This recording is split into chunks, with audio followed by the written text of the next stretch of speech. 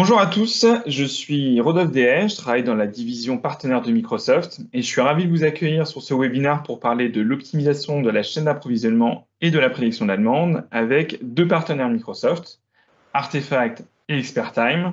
J'ai le plaisir de vous présenter Arvan Modaresi, partenaire chez Artefact. Bonjour Rodolphe.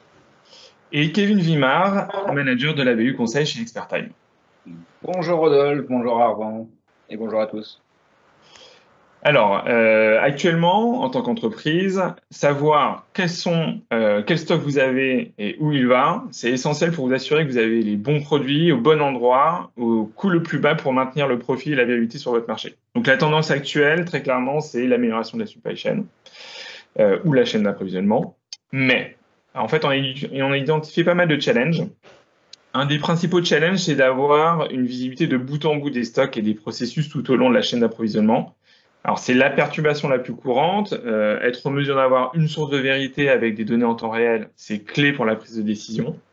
Ça, c'est le premier challenge. On a identifié également un deuxième challenge.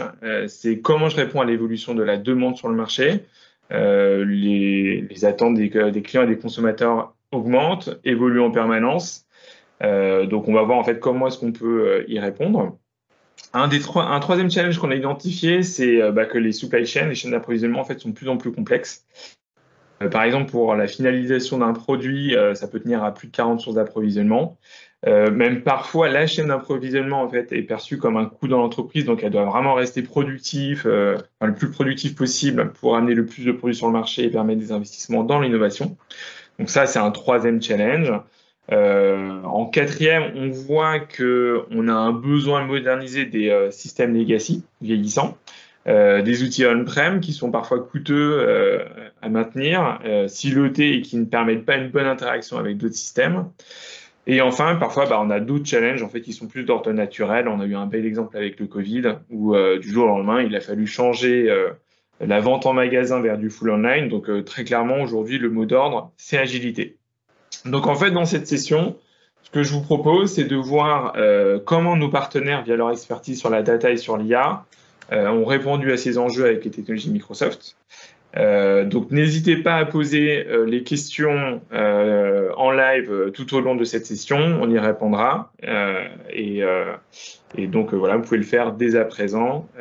Donc je me tourne vers Arvan pour commencer cette session. Arvan, est-ce que tu peux te présenter et nous présenter Artefact en quelques mots? Oui, bien sûr, Rodolphe. Arvan Modaresi, je suis partenaire chez Artefact. Nous sommes une société internationale de services autour de la data, spécialisée dans le conseil en transformation data et en data marketing. On est présent sur tous les continents, on aide un peu plus de 300 grandes marques dans le monde. On est un peu plus de 800 avec pas mal de métiers, donc des consultants, des data scientists, software engineers, etc. Et on aide nos clients, on va dire, sur toute la chaîne de valeur de la data, de la stratégie, l'audit de la maturité data, au déploiement de plateformes data, la data gouvernance et bien sûr le build et le run de use case, jusqu'à la formation, vraiment toute la partie change. Top. Écoute, super. Si on regarde en fait le sujet, pour toi, c'est quoi la supply chain et c'est quoi les grands enjeux data qui gravitent autour de la supply chain? Donc la supply chain, c'est on va dire pour tous les secteurs qui produisent et distribuent des biens physiques. Donc on va parler d'industriels, d'entreprises de pharma, de produits de consommation. Donc on va dire c'est tout le suivi bout en bout de ces flux produits. Et donc par nécessité, c'est vraiment, on va dire, la colonne vertébrale physique de l'entreprise. De fait de cette situation vraiment particulière d'entreprise, c'est une fonction qui va interagir quasiment avec toutes les autres fonctions de l'entreprise, aussi bien la fonction support, l'IT, la finance, les RH, mais surtout, d'un point de vue métier, en end-to-end, depuis, on va dire, les acteurs externes comme les fournisseurs, jusqu'à les clients finaux, en passant par toute la chaîne de valeur de l'entreprise. Et du fait de cette position, en fait, historiquement, la supply chain a toujours été une fonction data-driven, qui consommait beaucoup de data, et où l'optimisation est toujours au cœur de ces enjeux. Ok. Très bien. Est-ce que, alors aujourd'hui, j'imagine que vous êtes en relation avec des VP supply chain, des directeurs des opérations ou de l'approvisionnement. Est-ce que tu peux nous dire à quoi ils sont confrontés aujourd'hui et est-ce qu'il y a des tendances qui se sont accélérées avec la crise du Covid? Oui, bien sûr. Tu en as touché quelques mots. On peut préciser, il y a, on va dire, cinq macro-tendances. La première, c'est, depuis 10 ans, tous les nouveaux canaux qui sont développés, donc on va dire tous les industriels, que ce soit dans, on va dire, le manufacturing lourd, mais aussi l'agroalimentaire, la beauté, l'électroménager, étaient historiquement des entreprises de B2B, donc qui travaillent avec des clients finaux qui sont des entreprises, des distributeurs, des retailers, etc. Et aujourd'hui, avec les nouveaux canaux directs, que ce soit en direct to consumer via le e-commerce, via les marketplaces, via le B2B2C,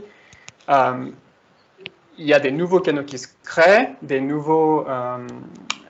une nouvelle manière de faire l'approvisionnement, et ça change énormément la manière de s'organiser pour ces équipes supply chain, et également ça crée, on va dire, une nouvelle complexité qui chaque jour grandit. La deuxième tendance, associée également avec cette digitalisation et ce rapprochement avec le consommateur final, c'est les cycles de vie en fait généralement plus courts, que ce soit des projets, des produits, des lancements.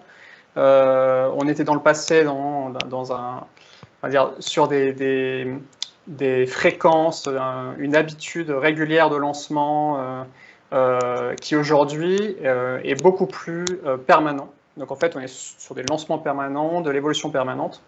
Et ça fait que en fait, l'humain qui était habitué un peu tous les ans à faire les mêmes calendriers, les mêmes forecasts, est obligé de s'adapter et a besoin en fait, d'outils pour être capable d'être aussi agile.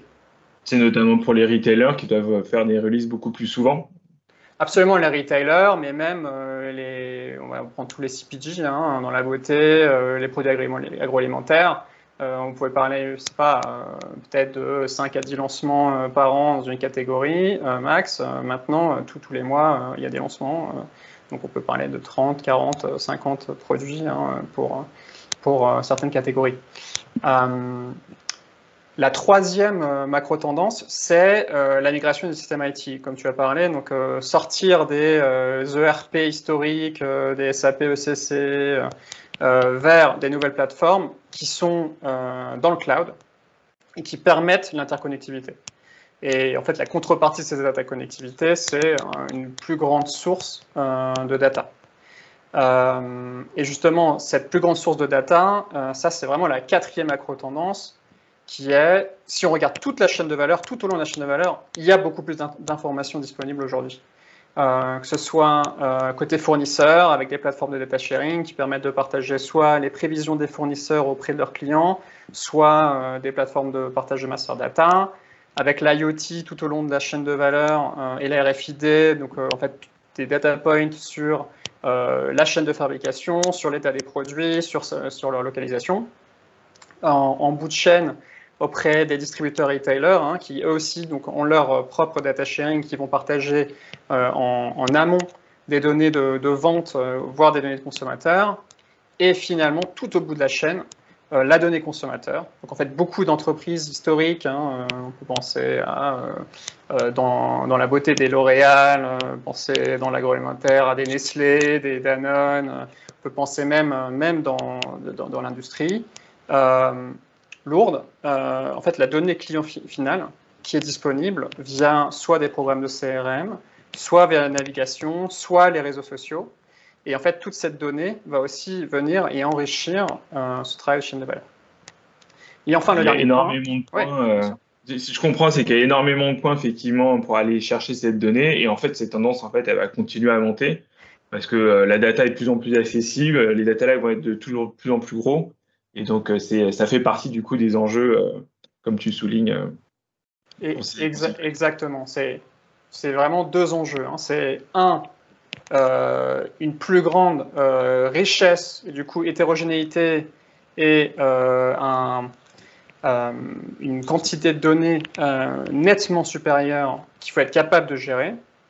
Et la deuxième, c'est aussi un changement réellement, on va dire, de la philosophie de beaucoup de chaînes logistiques ou d'approvisionnement, qui est passé de flux poussés historiquement, où en fait c'était l'industriel qui décidait quand est-ce qu'il allait lancer des produits, quand est-ce qu'il allait distribuer, par quel canal, comment, vers des flux tirés, et tirés au bout de chaîne, vraiment par le consommateur final, où en fait, du coup, les industriels ont besoin d'être en réaction et du coup être proactifs sur la capacité à identifier quelle est la demande de demain et comment optimiser en fait tous ces flux.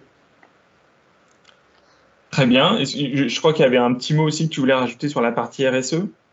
Oui, absolument. Ça, c'est un point effectivement que tu me rappelles, extrêmement fort aujourd'hui, surtout sur la notion environnementale, mais pas uniquement, également en termes de responsabilité sociale, avec un besoin de traçabilité extrêmement fort de la part des consommateurs, mais également d'un point de vue légal, qui fait que la supply chain, qui justement fait le bout en bout des flux de produits, est un acteur principal et a un besoin et une nécessité d'être capable de donner cette traçabilité et également d'optimiser ces flux pour réduire l'empreinte carbone.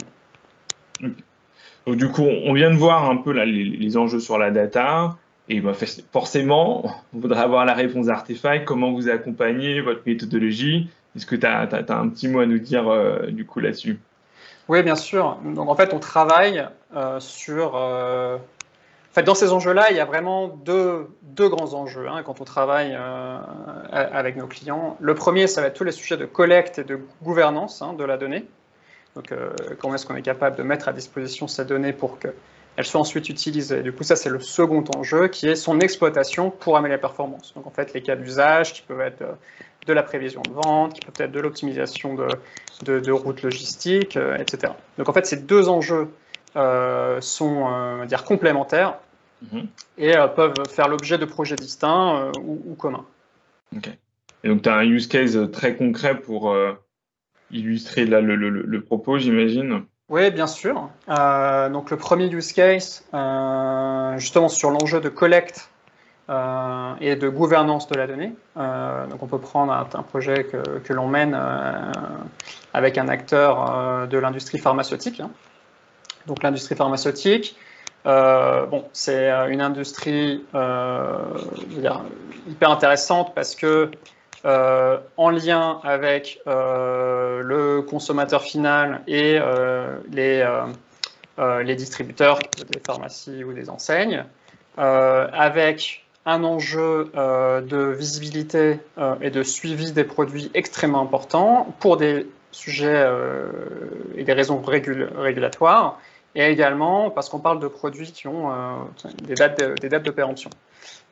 Et du coup, on parle de produits également qui coûtent cher. Et donc, en fait, le fait de passer les dates de péremption, par exemple, pour l'industrie pharmaceutique, peut coûter des dizaines de millions d'euros à l'échelle d'une business unit.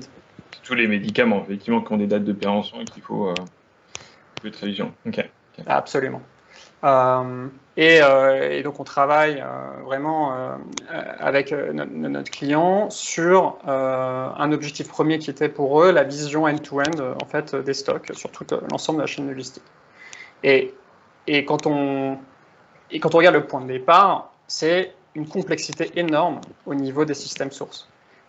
Donc, on parle de 3 ERP, de providers différents, on parle d'un système de master data différent, de sources qui vont venir des distributeurs, et puis en plus, en top, des systèmes de business planning encore séparés. Donc, on parle vraiment d'un système extrêmement hétérogène.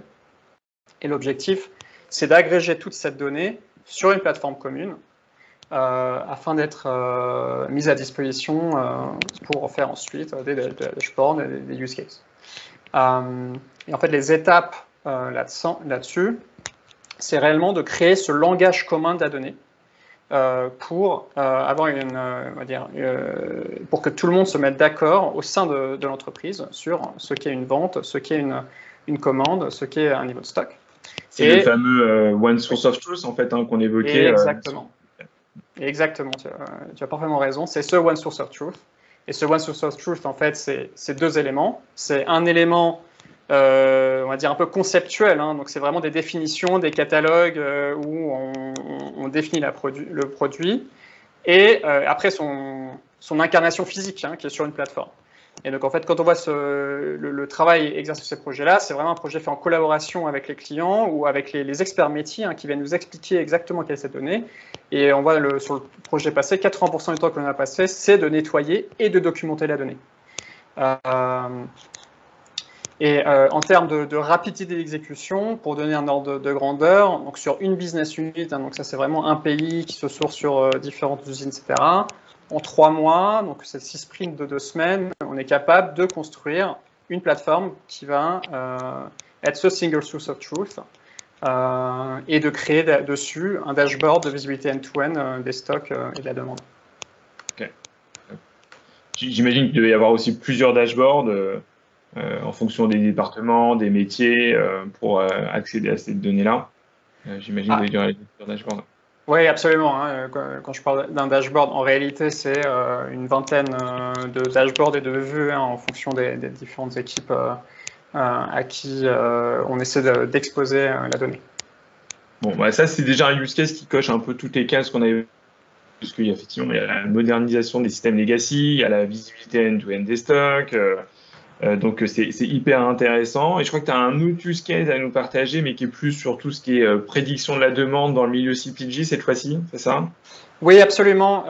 Et là, on pourrait dire c'est l'étape d'après, hein, c'est-à-dire maintenant que j'ai ma donnée, qu'est-ce que j'en fais? Les dashboards, c'est bien, c'est une utilité absolument primordiale, mais derrière, on peut aller plus loin. Et donc, pour donner un ordre de grandeur, hein, sur les CPG en général, gagner de 10 à 10 points de précision en termes de prévision de la demande, ça permet de gagner de l'ordre de 1% de vente, hein, toutes choses étant égales par ailleurs. Donc, imaginez un business qui fait 500 millions, on parle de 50 millions d'uplift en vente. Donc, c'est le genre de projet qui, très vite, ont un ROI positif et permettent aussi d'engager un peu la machine de transformation data au sein de l'entreprise. Ok, écoute, super. Alors, quelle est la méthodologie Artefact pour aboutir à ce résultat?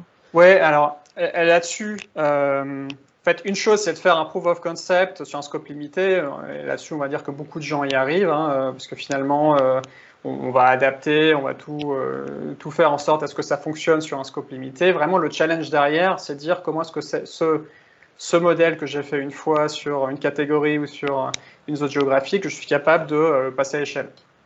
Là-dessus, nous, on est capable de diviser par 2 le temps de rollout nos solutions.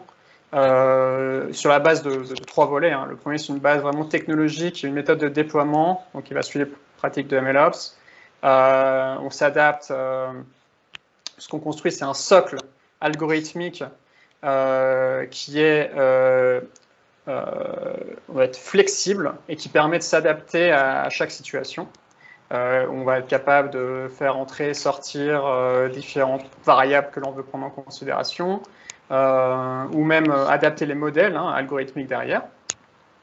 Le deuxième, c'est on va dire, des équipes vraiment spécialisées sur ce type de projet, donc des product owners qui connaissent les produits data avancés, et en particulier le forecasting, des data scientists, data engineers, et surtout le plus important, c'est qu'ici, en fait, on travaille avec notre client. Donc, en fait, on n'est pas dans une approche de développement d'une solution un peu black box ou d'un software de service, c'est un processus de co-création où les équipes clients, donc les utilisateurs finaux, voire même des product owners clients, sont intégrés au sein de l'équipe pour le développer ensemble.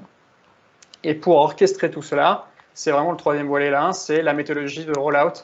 Donc avec notre expérience et on va dire les dizaines de rollouts qu'on a déjà fait dans différents pays, on est capable maintenant on a défini l'ensemble des standards, des points de contrôle qui permettent de tenir sous contrôle justement ce projet. Quelles sont les bonnes sources de données, comment utiliser un modèle, comment assurer la qualité, comment rendre le résultat à l'utilisateur final. Ce qui permet, comme j'ai dit, de réduire par 2 le temps le temps de rollout en ayant des niveaux de performance vraiment, vraiment puissants. Hein. Donc, comme j'ai parlé, on peut gagner de l'ordre de 2 à 10 points de performance à un niveau industriel chez nos clients. Écoute, c'est top. Écoute, merci déjà pour ces deux use cases, c'est vraiment hyper intéressant. Je pense que ça peut être intéressant aussi de voir comment est-ce que Expertime de son côté a piloté tous ces challenges que rencontre la supply. Je pense que du coup on est un peu short en timing, du coup je me permets en fait de me tourner vers Kevin. Kevin, est-ce que tu peux te présenter et nous présenter Expertime? Je peux, et tout d'abord, merci Arvan pour cette belle exposition des enjeux de la supply chain. Je pense que c'est des concepts importants à rappeler et tu les as très bien décrits.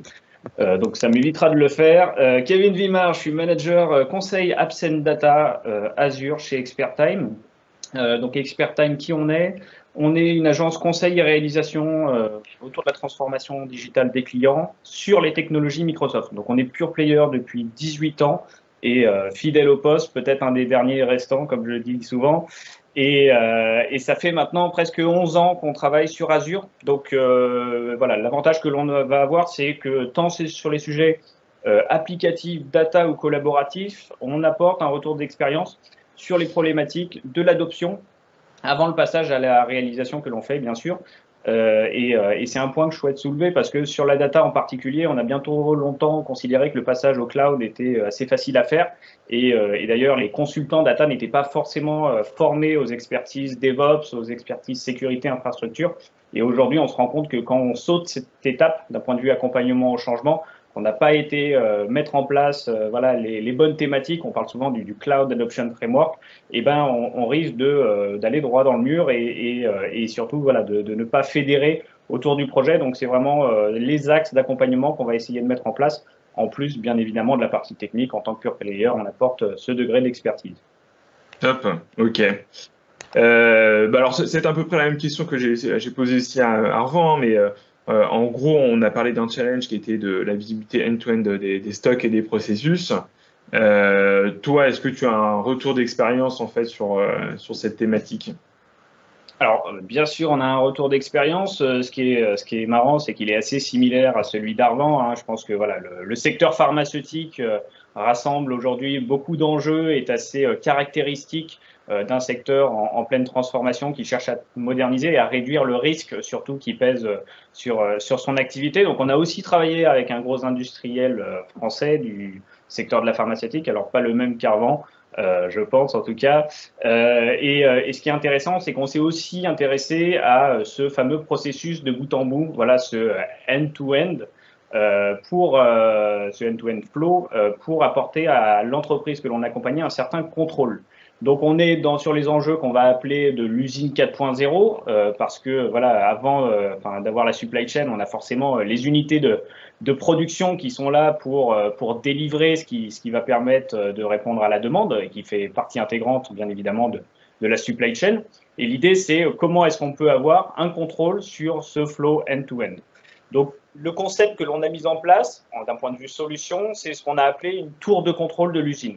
La fameuse plant control tower que beaucoup de clients cherchent à mettre en place et qui est intéressante dans le secteur de la pharmaceutique parce que quand on parle pharmaceutique, on va parler de fabrication plutôt complexe, comme l'avait dit avant. On va travailler sur de la cellule vivante. Ce sont souvent des processus longs qui demandent du contrôle 24/24 et dont l'impact, en plus d'être un impact business, est un impact humain parce que quand on délivre des médicaments, forcément, c'est la santé du consommateur final qui est en jeu sur des fois des maladies rares et dont la dépendance est extrême. Et on ne peut pas se permettre de délivrer déjà pour notre consommateur. Donc, on doit être en totale maîtrise de tous les paramètres et tout l'environnement qui entoure du coup la production de l'usine. Donc, le but de la tour de contrôle, la vision du projet, c'était quoi? C'est de pouvoir apporter une vision simplifiée, transverse et temps réel, ce que n'avait pas l'industrie à ce moment-là, du processus de fabrication. À ça, on va y ajouter un peu de capacité d'analytics, du coup, pour pouvoir justement retirer de la donnée des informations et de la valeur qu'elle n'avait pas. Et le but, c'est quoi? C'est l'amélioration continue et l'amélioration de la performance opérationnelle de l'usine. Donc ça, c'était vraiment le pitch de départ, ce qui nous a amené à monter le projet. Ce qui est intéressant avec cette fameuse Control Tower, c'est que elle prend vraiment sens quand on regarde un peu les fameux 5 V du Big Data. C'est-à-dire qu'on se rend compte que la Control Tower matérialise tous les enjeux que le Big Data, aujourd'hui, et les technologies dites du Big Data cherchent à atteindre. Donc, on va parler d'un volume de données important. Donc là, sur le projet, on énonçait quelque chose comme 4 milliards de données échangées sur le processus de fabrication de bout en bout. On va parler d'une donnée, le volume étant le premier V du Big Data. On va parler de la variété du Big Data. Arvan l'a exposé un peu plus tôt, hein, on est sur des ERP multiples. Il ne va pas y avoir que de l'ERP d'ailleurs, on va être aussi sur des systèmes type sonde de contrôle, on va être aussi sur de la saisie manuelle, des fois sur tout ce qui est système de gestion de la qualité. Les opérateurs rentrent directement la donnée sur papier, par exemple, aujourd'hui. Donc la variété de données est vraiment un des enjeux clés du Big Data dans la maîtrise que l'on doit avoir. On va avoir un enjeu de vélocité, c'est-à-dire que là, on va chercher à avoir une fréquence au plus proche de la production de la donnée. Alors, je décomplexe souvent nos clients sur la notion de temps réel. Hein. Le temps réel, c'est pas forcément de la milliseconde. Ça dépend du temps de disponibilité de la donnée et c'est ce qui permet de construire l'indicateur final. En tout cas, on cherchera toujours à se rapprocher au plus proche de cette fameuse disponibilité de la donnée. On va parler de sa véracité. Donc, Arvan l'a expliqué aussi, gros travail sur la préparation de données, sur le fait d'avoir une donnée clean, éviter les redondances. C'est un gros sujet qu'on retrouve sur les systèmes historiques. Hein. C'est comme ils étaient peu malléables et non unifiés. On a souvent de la réplication de données qui existe entre les systèmes, ce qui fait que l'indicateur final est faux parce qu'on a doublé la donnée entre les différents systèmes. Donc ça, c'est un gros enjeu qu'on va chercher à contrôler via cette plante control tower et donc la plateforme qui vient derrière. Et surtout, le dernier V, le fameux 5e V, c'est la valeur. C'est qu'on ne cherche pas à stocker de la donnée pour en stocker et pour se faire plaisir.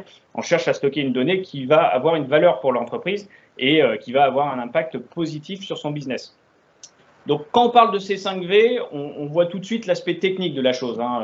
Donc, c'est pouvoir unifier les sources et pouvoir travailler la donnée, la stocker, être capable de la restituer avec le bon niveau de performance d'un point de vue timing.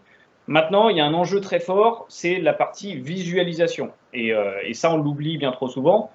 Pourquoi faire du co-travail avec les personnes du terrain? C'est parce qu'on a beau avoir la meilleure donnée du monde ou information prédictive, si à la fin, elle n'est pas consommée par l'utilisateur final ou qu'elle est mal interprétée, ça perd finalement tout l'enjeu et tout le travail qu'on avait fait derrière. Et ça n'en a aucun intérêt.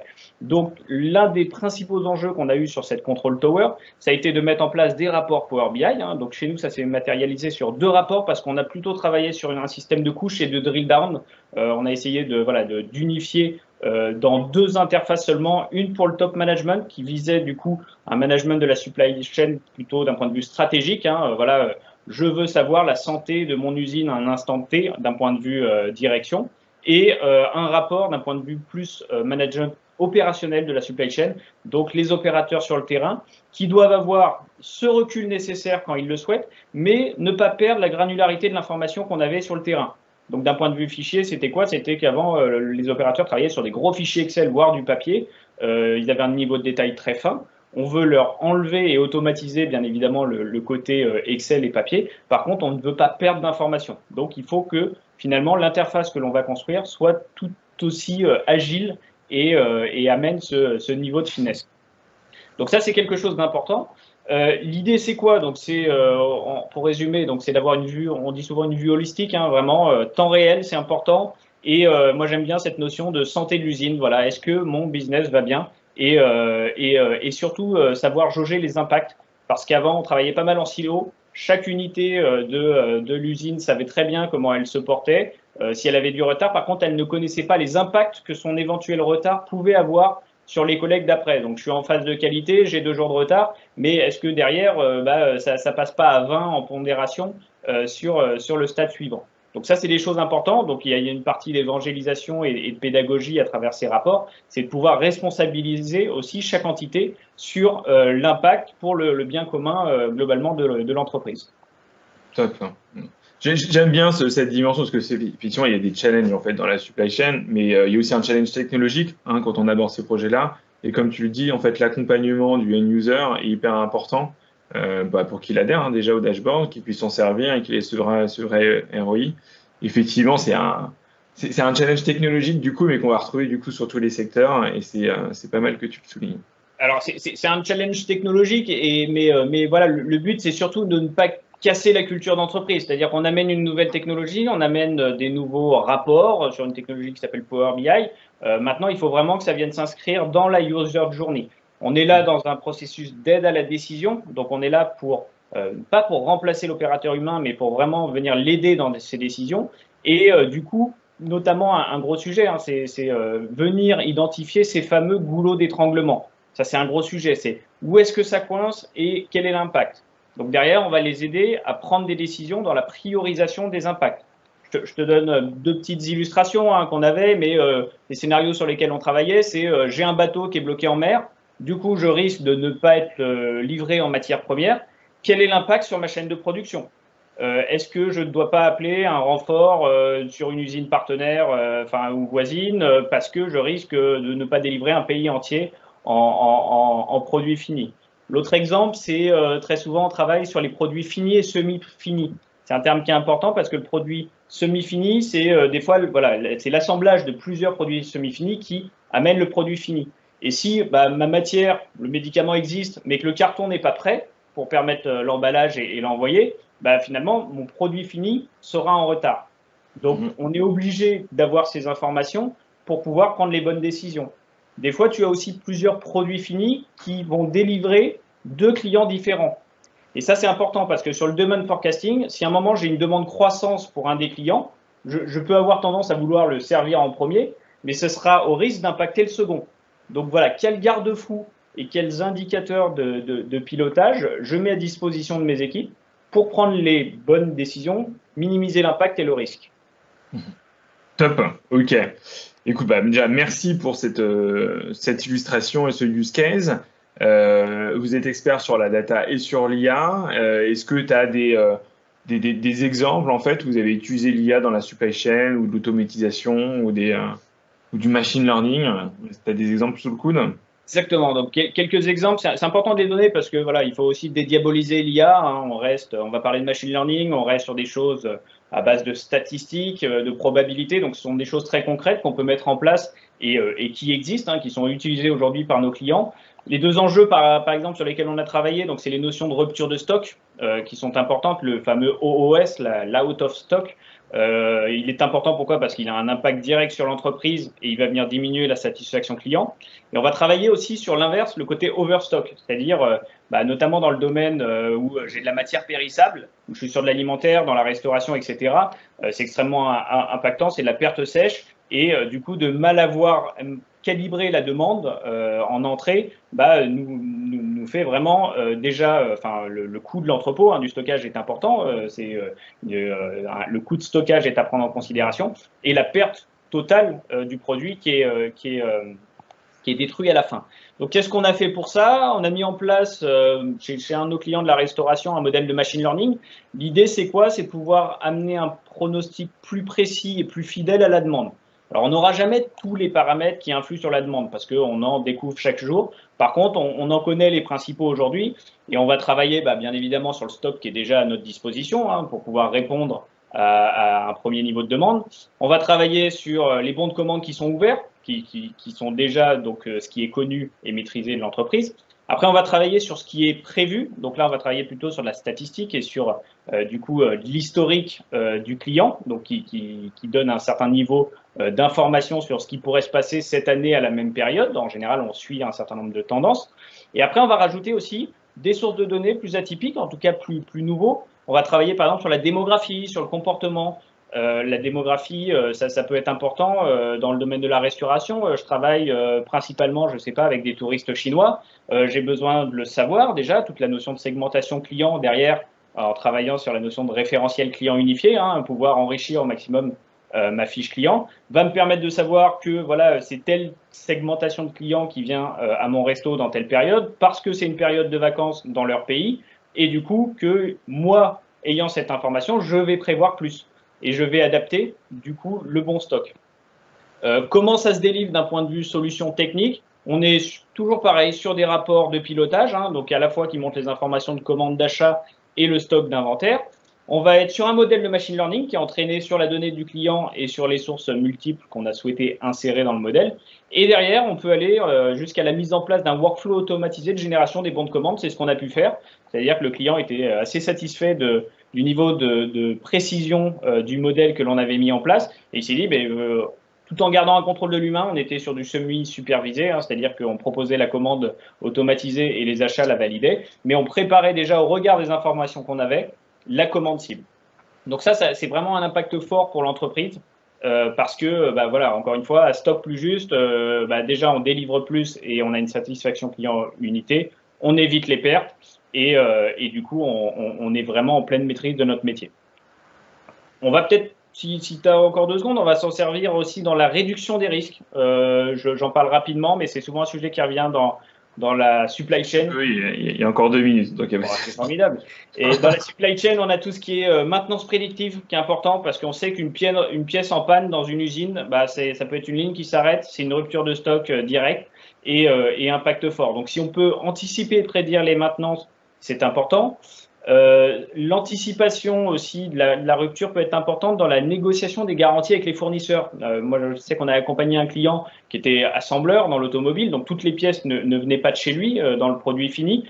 Par contre, de savoir que telle pièce a un taux de rupture plus en amont que ce que l'on pensait, que ce que le fournisseur nous avait vendu, va nous permettre aussi d'aller chercher de la rétrocession, renégocier les marges sur les contrats de garantie et d'optimiser du coup vraiment la gestion de mon produit et de mes coûts d'un point de vue vente. Donc ça fait partie des concepts où l'IA vont pouvoir intervenir. Et puis peut-être dernier sujet, c'est le contrôle des bâches. C'est quelque chose d'important. Quand les camions partent, on a fait le plus dur, on a eu le produit fini, on l'a transformé, on est dans les temps. Si le camion sur l'autoroute, à un moment, voit tout son contenu déversé parce qu'il a été mal bâché, forcément impact direct sur le stock et la satisfaction client. Donc l'IA avec du computer vision aujourd'hui va nous permettre simplement de contrôler la qualité au départ avec une simple photo et dire à l'opérateur si on identifie un risque sur le mauvais bâchage du camion. Voici quelques exemples où l'IA va intervenir dans la supply chain. La reconnaissance visuelle, ouais, non, mais c'est finalement en fait on voit que des fois, en fait, on a cité pas mal de use cases sur différentes industries et on voit que les enjeux sont peut-être des fois différents, mais en gros, les problématiques sont assez similaires, en fait. Hein. Donc, ça peut être, c'est cross-industrie. Exactement. Il n'y a pas un secteur aujourd'hui où on n'a pas cette notion de end-to-end et de process de bout en bout avec un client comme finalité. Donc, on retrouve les mêmes concepts, les mêmes besoins et à peu près, j'ai envie de dire, même des fois le même degré de maturité. Hein. C'est-à-dire que souvent, nos clients nous disent par pudeur, je suis désolé, chez nous, c'est un peu archaïque. Je leur dis souvent, mais vous savez, c'est un peu partout pareil. Hein. L'évolution de la techno et de la mise à disposition du grand public est assez récente. Donc, l'accélération se joue aujourd'hui. C'est le bon moment pour y aller, surtout après une crise. Et on va peut-être voir pourquoi. Mais voilà, il faut vraiment se rassurer sur le fait qu'on n'est jamais en retard finalement. Si on en discute que maintenant, c'est le bon moment pour le faire. Top. Et écoute, c'est hyper intéressant. Déjà, je vous remercie tous les deux là pour ces retours d'expérience. On a encore un petit peu de temps, donc je vais certainement vous laisser après un petit mot là pour un mot de la fin, en fait, un mot pour conclure. Je vais rappeler à tous ceux qui sont présents sur ce webinaire, posez vos questions parce qu'on peut y répondre en live dans le chat. Donc, n'hésitez pas si on a besoin de revenir sur cette fameuse control tower exposée par Kevin ou alors sur tout ce qui est prévision de la vente, de la prédiction de la demande exposée par Arvan. Moi, j'ai envie de souligner un sujet aussi qui me tient particulièrement à cœur, hein, avant qu'on passe au Q&A et à la partie conclusion, c'est la durabilité. Hein. Ça fait partie des challenges, hein, on l'a évoqué tout à l'heure. On parle beaucoup de data et selon une source IDC, on va générer plus de données au cours des 3 prochaines années que ce qu'on a généré sur ces 30 dernières. Et c'est un sujet important parce que j'ai une autre stat, il y a 90% de la génération Z pense que les entreprises doivent prendre des mesures sur les questions sociales et environnementales. Et pareil, il y a 2 tiers de cette génération qui tiennent compte de la durabilité lors des achats. Et ils sont même prêts à payer plus cher pour avoir des produits durables. Donc on voit que pour l'entreprise, la durabilité, ça fait partie des enjeux. Moi, je voulais vous dire un petit laïus sur Microsoft, parce que de notre côté, la réduction carbone, on a fait vraiment une stratégie. Ça fait partie même du modèle d'opération de notre supply chain. Ça ne concerne pas que notre supply chain, hein, d'ailleurs, ça concerne toute l'entreprise et voire même notre cloud. On a annoncé des engagements hyper ambitieux d'être carbone négatif d'ici 2030 et même de retirer toutes les émissions carbone qu'on a fait depuis la création de Microsoft en 75 et on se commit là-dessus à peu près à horizon de 2050. Et c'est hyper challenging, hein, parce que ça passe par le tracking des réductions carbone. Il faut qu'on réduise de moins 50% les scopes 1, 2 et 3. Alors, je ne veux pas détailler les scopes, mais il y a des scopes directs et indirects. Il y a toute une stratégie où on va se retirer de la dépendance du diesel, utiliser des énergies renouvelables, de mieux consommer l'eau. Hein. Un data center, ça consomme pas mal d'énergie d'eau, et donc c'est optimiser tout ça. Donc, on a pas mal de commitments et on est en mesure de fournir des statistiques qui disent que voilà, de migrer un environnement on-prem vers notre cloud Azure, ça a des impacts positifs sur les émissions de carbone. Donc voilà, je voulais faire un petit laïus, un petit point, un petit clin d'œil là-dessus, parce que c'est hyper important. Il nous reste à peu près 10 minutes, donc on continue à répondre en chat, mais je vais me tourner vers chacun d'entre vous, hein, déjà par Arvan, si tu as un petit mot à dire, quelque chose que tu voudrais rajouter ou une conclusion. Écoute, je te laisse la parole pendant 2-3 minutes si tu le souhaites. Oui, bien sûr, merci Rodolphe. Comme l'a dit Kevin, je pense il y a 2 points hyper importants. Le premier, c'est le niveau de maturité. Faut pas que ce soit un complexe pour les entreprises et que on utilise des mots compliqués, hein, on parle de techno, data platform, d'IA, etc. En fait, à la fin, on se ramène toujours à vraiment des problématiques de bon sens. Hein. C'est-à-dire que c'est quel est mon objectif business, c'est maximiser mes ventes, réduire mes pertes, quelle est la donnée dont j'ai besoin et comment je l'active. Et en fait, cette problématique-là, tout le monde aujourd'hui la vit. C'est vrai qu'il y a certaines différences. On peut penser que les entreprises, on va dire, plus proches du consommateur final, hein, on voit pas les retailers, on parle peut-être des CPGs, sont peut-être sur le papier plus avancés que d'autres industries plus lourdes, hein, qui historiquement fonctionnent avec peut-être aussi des temps différents. Et en réalité, ce qu'on voit, c'est que non, hein, c'est que même les industries plus en amont, hein, de la chaîne de valeur, aujourd'hui, ont accès à beaucoup de données clients, ont accès à beaucoup plus d'informations tout au long de la chaîne de valeur, et donc ils sont également confrontés aux mêmes problématiques. Et qu'il n'y a pas, en fait, personne ne doit essayer de se cacher et d'éviter ce type de transformation, sachant que c'est une transformation non seulement technologique, mais également humaine, hein, donc des manières de travailler, de manières de penser le travail. Et d'où l'importance du partenaire. Alors, on l'avait dit, hein, la co-création, ce type de méthode. Voilà, le partenaire, j'ai envie de dire, a essuyé les plâtres. Le cloud existe depuis 10 ans. On a vu des choses, on a appris, on a des retours d'expérience à faire, et on est là vraiment pour construire ensemble. La transformation, elle s'envisage sur le long terme, parce que voilà, même s'il y a des quick wins, il y a des résultats qui vont arriver très rapidement parce que vous avez des points de pénibilité évidents. Par contre, la transformation globale de l'entreprise, on la verra à 3, 5, 10 ans. Et du coup, trouver le bon partenaire est important. Parce que apprendre à se connecter, c'est réussir les projets ensemble, c'est savoir où est-ce qu'il va y avoir de l'accompagnement en changement plus important à faire pour quel type de métier chez vous. Et c'est des sujets qui ne sont pas à prendre à la légère. Voilà, on ne peut pas arriver chez vous en disant voilà la control tower, voilà l'IA et servez-vous-en. C'est comme toute découverte technologique, il faudra qu'on vous laisse le temps de vous y faire, de dédiaboliser et de vous mettre en confiance sur la prise en main de ces nouvelles solutions innovantes. Et je pense qu'on a fait le tour, Rodolphe.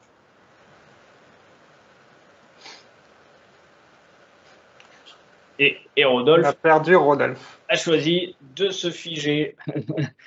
Donc en tout cas, merci Arvan pour ce partage de table ronde. Je découvre Artefact aujourd'hui aussi et c'était extrêmement enrichissant de t'écouter. Je pense qu'on partage les mêmes enjeux et il faudra autant de partenaires Microsoft engagés sur ces sujets-là que de clients qui ont besoin d'accompagnement. Et puis du coup, j'espère qu'on aura l'occasion de se recroiser. Absolument, merci Kevin. c'est un Et plaisir. du coup, on remercie bien évidemment les équipes de Microsoft, Rodolphe Dehaye pour son animation et son accompagnement tous les jours en tant que partenaire Microsoft sur ces beaux sujets, et les équipes marketing avec Chloé qui est là et qui nous écoute certainement. Merci à tous. Merci Kevin, merci à tous, merci Chloé. Et on vous laisse répondre aux questions du coup. On répondra dans le chat.